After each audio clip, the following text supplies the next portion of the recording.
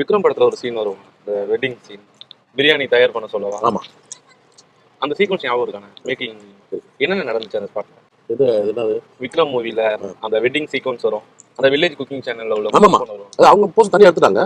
அவர் வந்து என்கிட்ட தனியாக வந்து கேட்பார், சார் ஆட்டோ விட்டுலாமா? அவ்வளோ அந்த நிலைமை என்கிட்ட கேட்டது. இப்போ பயங்கர போல போச்சு. ஆமாம் சார் நினைச்சிடப்போ என்ன பிரதர்? ஓ, என்னது பிராணா நல்லா இருக்கும் போல ஐட்டம் டேஸ்ட் பண்ணுவாங்க. இது சீஸ் கார்லிக்கா பட்டர் பன்னீர் பட்டர். சீஸ்லேயே பண்ணுவாங்க. ஓ, நீங்க சாப்பிடணும். தம்பி கண்டா பரிமாறுவோம்.